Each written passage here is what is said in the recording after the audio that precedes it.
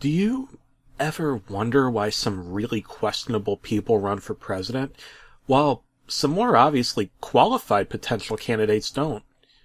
This particular election cycle, 17 Republicans ran, along with several Democrats. Concerning those Dems in particular, only 3 had any name recognition at all, and only 2 of them managed to win a single state or more.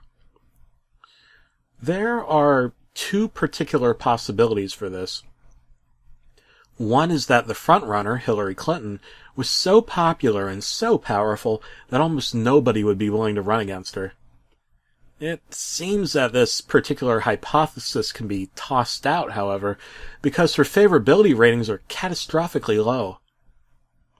As for the other, much more likely possibility, a lot of people say that elections are fixed.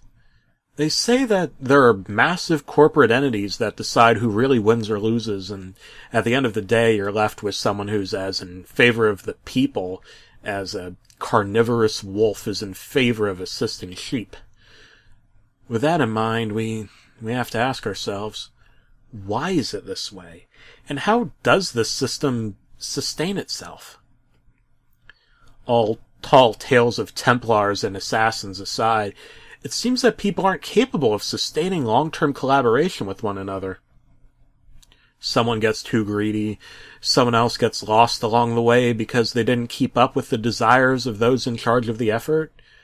This is a fault of man, though perhaps it protects us at times from getting into more serious trouble than we already do. Even though we've heard many stories of people like the Rothschild family manipulating the state of world affairs, one has to wonder at what point would even that family have a managerial crisis of some sort. Are you exactly like your brother, your sister, your mother, or your father? Probably not. At this point, you may have some idea of what I'm getting at. Since I dismiss the idea of the front-running candidate being so popular that no one would ever want to run against her, and I've disputed the notion that corporate interests are pulling puppet strings that result in our candidates being chosen for us, then I am clearly suggesting a third alternative that is being largely ignored. I'll provide you with my answer, but first, I want to ask you another question. Who is Martin O'Malley? Yeah, he was the mayor of Baltimore, governor of Maryland, in charge of the Democratic Governors Association. All of this gave him a minor sense of name recognition, but there was still a mystique about him that prevented him from ever pulling more than 1% or 2% in any state. How could this be possible for a politician who goes on late-night television, plays the electric guitar, and has beach photos disseminated of his muscle-bound physique? Certainly, someone like him should have won more votes against a candidate with unfavorables as high as Clinton's, and against another candidate who, love him or not, was socialistic and therefore would be heavily embraced by some voters while just as forcibly opposed by others. Clearly, there's something wrong with this picture. How is Martin O'Malley not more successful at the ballot box? Some might point out that there was civil unrest in Maryland, but this occurred after O'Malley was governor. Others might mention that O'Malley raised taxes while he was the mayor of Baltimore, but it isn't unusual for mayors of major cities to raise taxes. In fact, it is often more likely that they will raise taxes than cut them. Finally, someone might mention that O'Malley was once close to the Clintons, but so is Republican candidate Donald Trump, who has been a vocal supporter of the Clinton family's political ambitions in the past. Thus, all 3 reasons why O'Malley didn't catch on are immediately dismissible. Or is the third one immediately dismissible?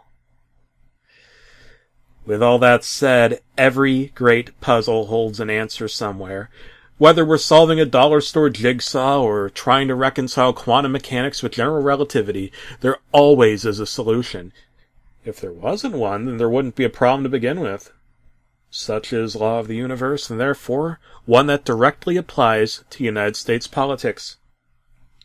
So let's get to what the third alternative really is. You see, in the case of Martin O'Malley, there was always something different about him. It wasn't that he came off as mean-spirited or otherwise dislikable, but it always felt like something wasn't entirely there. Almost as if there was something foreign about him. My theory is that there's a very powerful reason for that. You see, remember when I said that people in general aren't capable of sustaining long-term collaborations with one another? That's right. The third hypothesis is that Martin O'Malley is not of this earth. In fact, he is an alien. So how do we end up with the Richard Nixons and Donald J. Trumps of this world? How do we reach the abysmal lows of the Monica Lewinsky affair, Watergate, the Iraq War? It's actually very simple. Very faulty people have been running for president, getting nominated, and winning the presidency because the other side doesn't understand people well enough to get elected. Ross Perot? Alien. Michael Dukakis? Obviously alien. Martin O'Malley? Right. It's just as I said earlier. O'Malley's actual name might be a lengthy serial number, or maybe he's known as Kelgar, King of the Reptilians. What do I know? The fact of the matter is that I don't know, and beyond his positions, we don't know much about him because he's not from here. Notice that Perot and Dukakis have stopped chiming in on politics very often, too. There's a reason for that. They went back to their true homes, and only occasionally show up here again to keep the whole charade going. When you have faster-than-light travel, it's easy to return to our ocean blue and grass-green oblate spheroid, express a casual little mark that won't register with too many, and then head back to your real home, far off in some distant galaxy where you can unzip your flesh suit and live in remorse that no matter how hard you tried, you couldn't keep the petty, war-torn, xenophobic Earthlings from coming yet another step closer to their ultimate annihilation. Shall we play a game? It seems so, but only because we don't allow the intergalactic peacemakers to take us higher, to their place far off into the distant cosmos. Now do you see?